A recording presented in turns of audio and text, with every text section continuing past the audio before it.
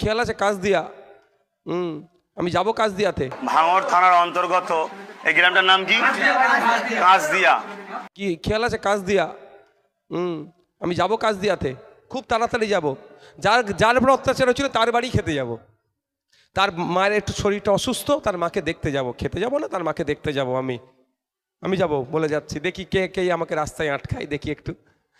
যত ভাঙড়ে গাছের পা উপরে তুলে দেবে, মাথা নিচে থাকবে। গাছের দিয়াল টাঙিয়ে মাথা নিচের দিকে, পা উপর দিকে, যত ইচ্ছা মারবে। কি করবো গো, বুঝতে পেরেছ? আর বলে লাভ নেই, বললে ভয় পেয়ে যাবে। ভাঙড়ে হিংসা লাগাতে চাইছো, ভাঙড়ে তৃণমূলকে দিয়ে ভাঙড়ে আইএসএফকে হিংসা লাগাতে চাইছো। এই তো রক্তদান শিবির করে আসলাম। কোথায় ওটা? খড়গাছি। তখন আটকাতে পারতো তো। ও হিংসা ওখানে করবে না, হিংসা এখানে করবে তুমি না। ভাঙড়ের মানুষকে বোকা পেয়েছো তুমি, খাবে। আমি লাল চার কথা কেন বললাম বলো তো? জেলে দুধ চা দেয় না। জেল খেটেছে কারা? এখানে আছে কেউ? তো দুধ চা দেয় না, লাল চায়। এ তো আলমগীর আছে কি ওখানে? হ্যাঁ, কোথায়? ওই তো ওয়াকাফ বিলের জন্য জেল খেটে এসছে। ওয়াকাফ বিল প্রত্যাহারের মামলাতে জেল। ভাবছে লাল চা না দুধ চা বলো? জেলে লাল চা দেয় না, দুধ চা দেয়। দুধ চা দেয় না, লাল চা দেয়। তাহলে দিয়ার জেলে লাল চা খাবে। তাহলে আজকের পর থেকে যদি কেউ কোনো জায়গায় কোনো বিষয় যদি এইভাবে কেউ সোশ্যাল মিডিয়াও কাজ যেইখানে, ওকে উত্তর আপনারা দেবেন তো? যে অত গল্প শুনিয়ে লাভ হবে না ভাই, তোমাদের কাছে চ্যালেঞ্জ করছি, চলে আসো। আব্বাস ভাইজান প্রস্তুত আছে, যে কোনো সময় যে কোনো টাইম বলবে, এগ্রিমেন্টে সই করবে। আর তোমরা মমতা ব্যানার্জিকে রেডি করো বিজেপিকে আটকানোর জন্য। কি এগ্রিমেন্টে সই করে কি করে না, এছাড়া আমাদের বিরুদ্ধে ওরা কিছু বলতে পারে না।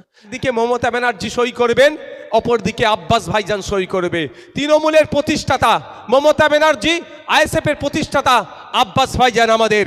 তো আব্বাস ভাইজান লিখবে, যেখানে যেখানে আইএসএফ প্রার্থী দেবে, ভোট কেটে যদি বিজেপি চলে আসে, আইএসএফ সমস্ত দায়ভার নেবে, তৃণমূল যা শাস্তি দেবে মাথা পেতে মেনে নেবে।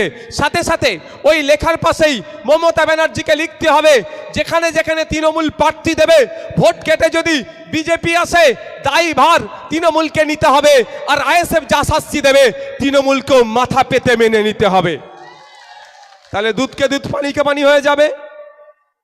আমরা ভোট প্রার্থী দিলে, ভোট কেটে যদি বিজেপি আসে, তৃণমূল যা শাস্তি দেবে মেনে নেবো। মার খাবো আমি নওশাদ সিদ্দিকী, সেই এগ্রিমেন্ট হবে। কিন্তু ওই এগ্রিমেন্টও মমতা ব্যানার্জিকে সই করতে হবে। যেখানে যেখানে তৃণমূল প্রার্থী দেবে, ভোট কেটে যদি বিজেপি আসে, তখন আমরা তৃণমূল আইএসএফ এর মধ্যে কেন লড়াই করবে? যাক, কি প্রসঙ্গ ক্রমে বলছিলাম তাহলে। আর যদি তৃণমূল ভোট কেটে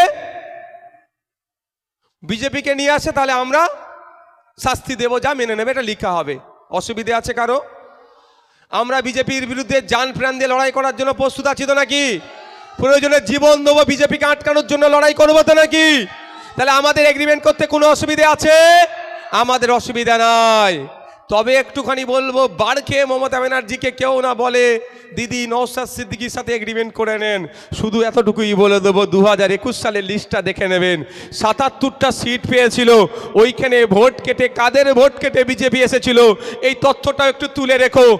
আর আগের দিনে বলেছিলাম কি কাঁচা কঞ্চির বিষয়, একটু তাদের গায়ে লেগেছে, আমি কঞ্চিতে আর যাব না। শুধু তথ্যটা তুলে দেখে রেখে দিও। আমি আপনাদের বলছি, ওরা এগ্রিমেন্ট করবে না। কারণ ওরা ভালো করে জানে এই কয়লা চোর, জানো তো কে কয়লা চোর? শুধু নোটোরিয়াস ক্রিমিনাল নয়, কয়লা চুরির অভিযোগ আছে। ওই কয়লা চোর থেকে শুরু করে গরু চোর, বালি চোর, এখন তো সব চুরি করতে করতে মৃত মানুষের চোখও ওরা চুরি করে নিয়েছে।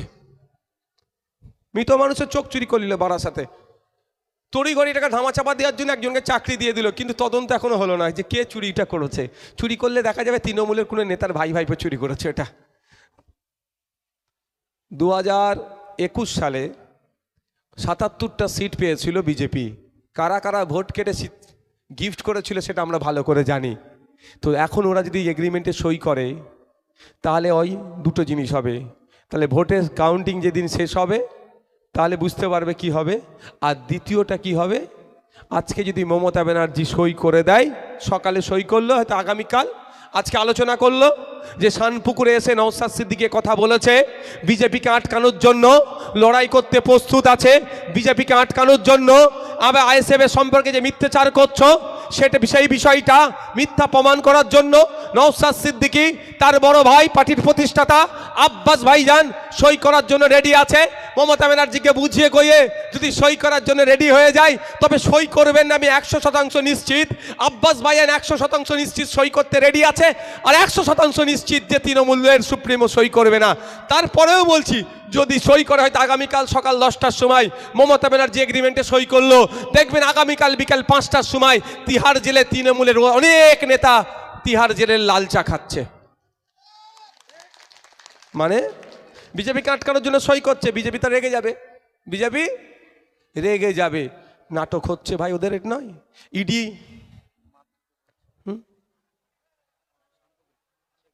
তো সেখানে আমাদের নেতৃত্ব কি আছে? তাহলে কথা বলো, মানে কি হচ্ছে ওটা ওর থেকে নিয়ে, ঠিক আছে। এই রক্তদান শিবিরে আসতে গেলেও বাধার সম্মুখীন হতে হচ্ছে। এরা মানুষের রূপ নিয়ে কি সৃষ্টিকর্তাই ভালো জানে এদেরকে। এই রক্তদান শিবিরে আসছে, সেখানেও ডিস্টার্ব। দেখ, এইভাবে বাধা দিয়ে আটকাতে পারে মানুষকে নাকি? যেটা ফিরে আসি, এরা গত কয়েকদিন আগে দেখলেন না, ইডি সার্চ করছিল, মুখ্যমন্ত্রী গেলেন, ফাইন নিয়ে চলে আসলেন, অফিসে গেলেন, ফাইন নিয়ে বেরিয়ে চলে গেলেন। এটা হয় কি? ইডি যেখানে রেড করে একটা লোক বাইরে থেকে ঢুকতে পারবে না নতুন করে, আর ভেতরের লোক বাইরে যেতে পারবে না, ফোনে ব্যবহার করতে দেয় না। মুখ্যমন্ত্রী গেল, ফাইন নিয়ে চলে আসলো। এটা নাটক হচ্ছে, বাইনারি পলিটিক্স তৈরি হচ্ছে, যে বিজেপি তৃণমূল বিশাল লড়াই দুজন মিলে করছে। এটা ভুল কথা।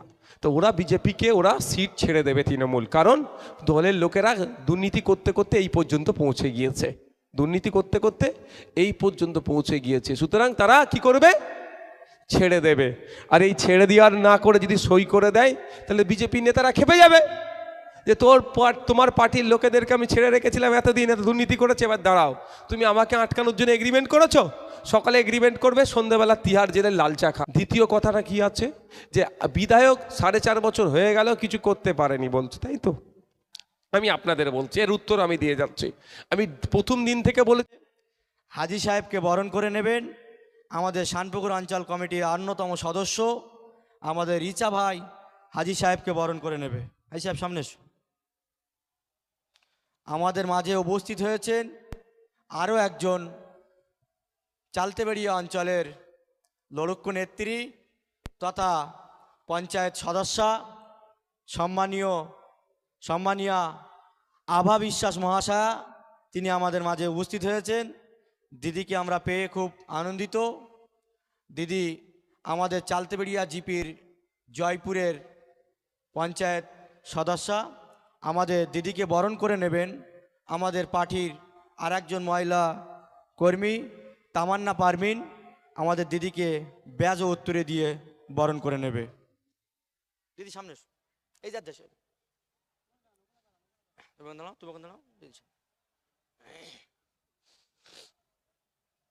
সকলে একটু করতালি দিয়ে আমাদের আভা বিশ্বাস মহাশয়া পঞ্চায়েত সদস্যকে একটু সম্মানিত করবেন। আমাদের মাঝে আরও একজন অঞ্চলের সভাপতি, আপনারা জানেন ভগবানপুর অঞ্চল, আমাদের আবুল ফারা, তিনি আমাদের মাঝে এসে উপস্থিত হয়েছেন।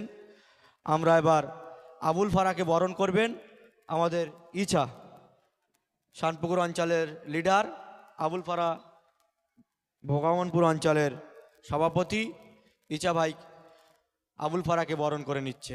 সকলে একটু করতালি দিয়ে অভিনন্দন জানাবেন। আমরা এবার একটু বক্তৃতার দিকে এগিয়ে যাব।